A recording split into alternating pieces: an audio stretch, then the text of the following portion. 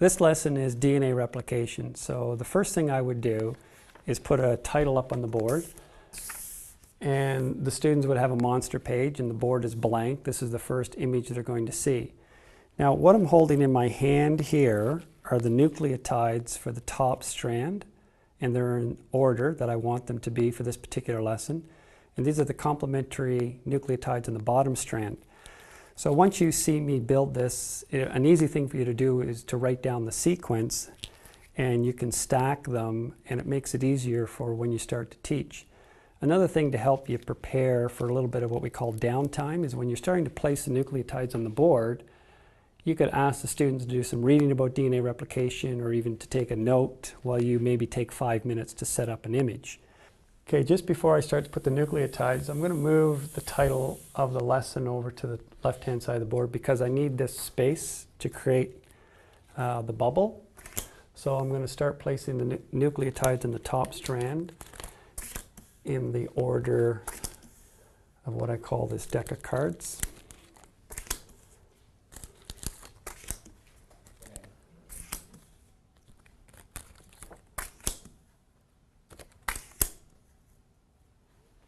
Here is our double-sided DNA molecule that we're going to replicate. Right now I would label the 5' end of the top strand and the 3' end of the bottom strand. Now the students have been taught what the 5' and 3' ends are of this molecule already, and the colors here are representing that the phosphate end is 5' and the yellow is the 3'. So I would label each end 5' and 3'.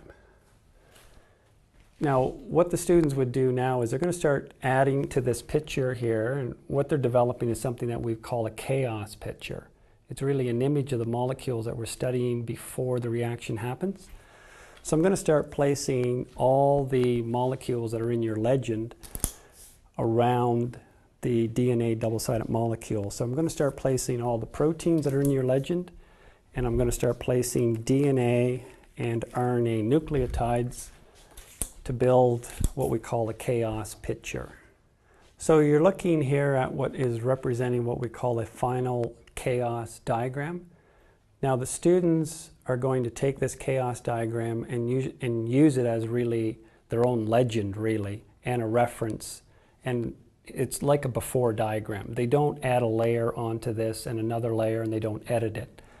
The other purpose of us developing this chaos diagram is to show the students that, for example, RNA nucleotides and DNA nucleotides and the enzymes, the protein enzymes that are involved in this reaction, are present in the nucleus. They just don't appear out of thin air. And it's these molecules that we're going to use and see how they combine together to replicate this molecule. The other thing I'd like you to notice is you can tell by your legend that this is one primase, and here's another primase, and you can tell that I already have the RNA nucleotides that are going to represent the primers positioned close to them, because you're going to see me using this RNA nucleotide and this RNA nucleotide, and you're going to see where it goes as a primer. So those are already set up in that position. And the other thing I have to do before I start teaching is I know I need to take this strand, the bottom strand, and move it to about here when I make my bubble, because I need this much space to teach the lesson. So I quickly will start to just move everything down. And at this point in time, the students are getting out a new sheet of paper, and they're going to start taking, much to their liking, a new note. And now we're ready to actually start figuring out how this happens.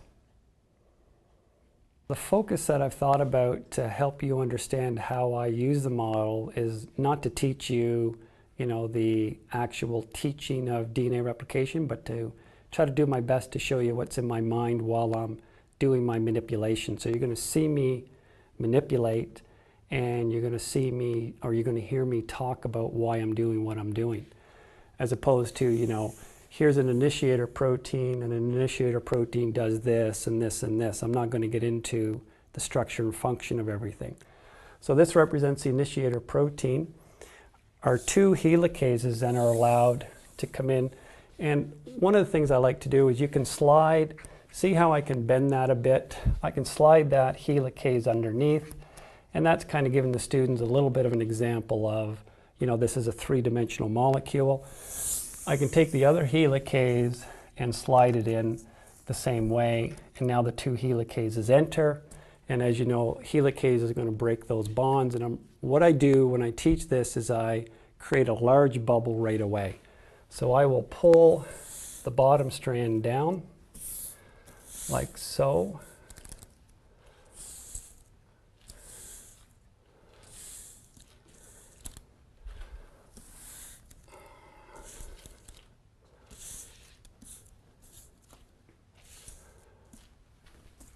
And you can see how I'm going to, now I tell the students, I back up. Because as wonderful as this model is, you can't show everything in these sets of reactions happening simultaneously.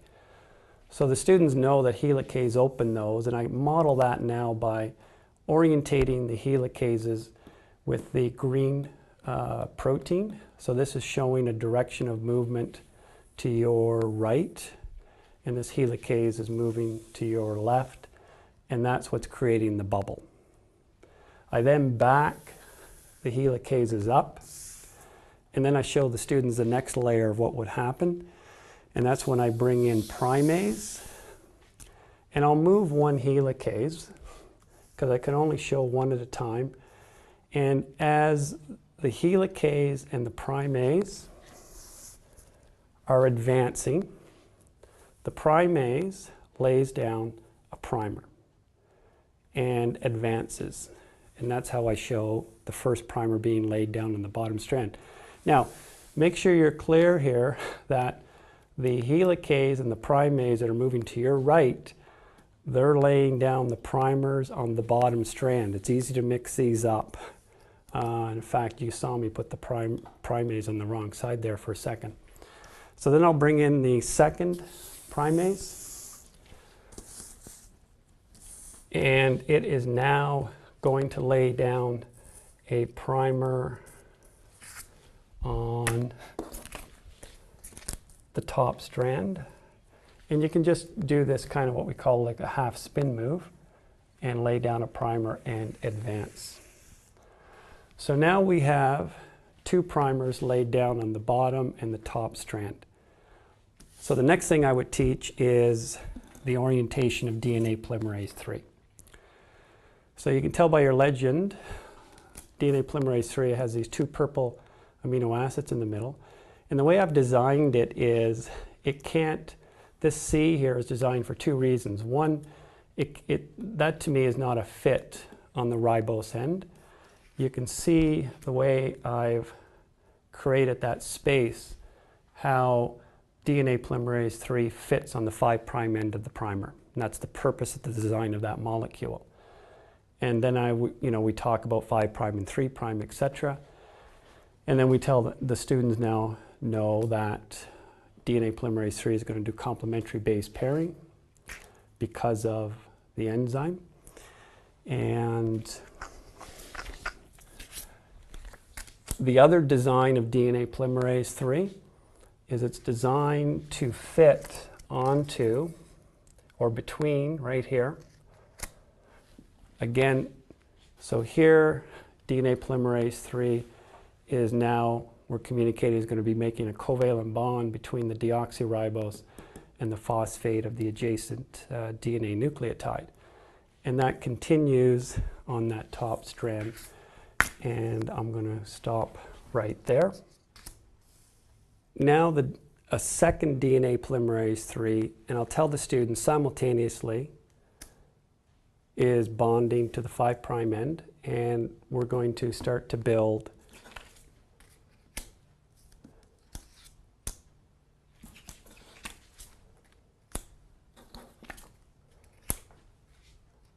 and again we'll talk about covalent bonds, and I stop both DNA polymerase IIIs on both leading strands at this point.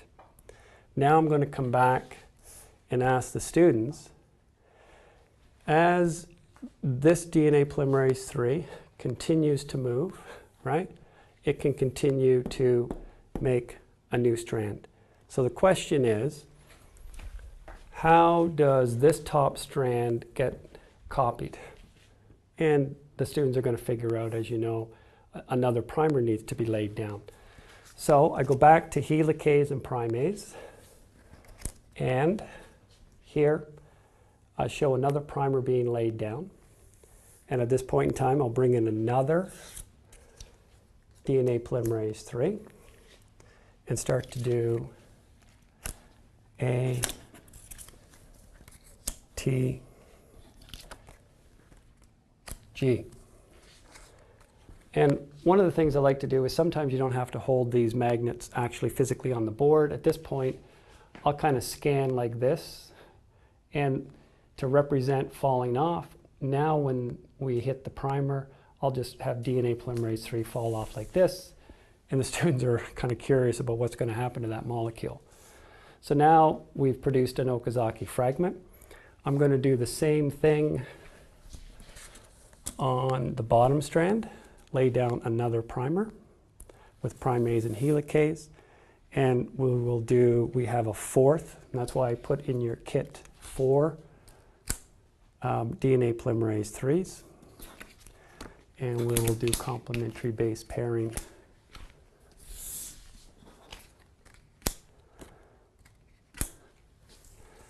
And one of the things I would like to do is stop here. In fact, I would bring this DNA polymerase 3 that fell off, and I might even put it back up here. And now I think this is a really powerful picture because the students can see 1, 2, 3, 4 DNA polymerase 3s. 2 of them are traveling in the same direction. They can see a leading and a lagging strand, an Okazaki fragment, and they see the same on the bottom strand. So I think that's why I've designed this so you have 4 DNA polymerase 3, so you can see all of that picture in one view. So the last thing we need to show the students is the removal of a nucleotide. So if we take DNA polymerase 1, one of the things we'll do is what I like to call a spin move. So to remove your RNA nucleotides, here's DNA polymerase 1. I'm representing that it's carrying a DNA nucleotide. I can take that nucleotide off and spin the DNA nucleotide like so. And now we're replacing. And what I'm going to do here, you notice that I've left a gap between the 2 DNA nucleotides. Then I'll bring in ligase here, and ligase is going to bond those 2 together, and now we've sealed the deal. So in summary here, I hope I've shown you how I use all these enzymes, and that was my main focus, is how do you do the manipulatives with the enzymes. I think one of the things that's really interesting about the model is if you watch me teach this lesson, or 2 of my colleagues who teach the lesson, the sequence could be different, right? And even the techniques might be a little bit different, and that's, more power to you. That's the creative part of it. So by no means am I suggesting at all that, this is the way to teach this lesson, because we all know it's difficult. The point is, I hope you understand the manipulation part, how the enzymes work, and then it's your decision on how you want to present that in whatever sequence you choose to present. And I hope you enjoy teaching this lesson. It's a really fun one to teach.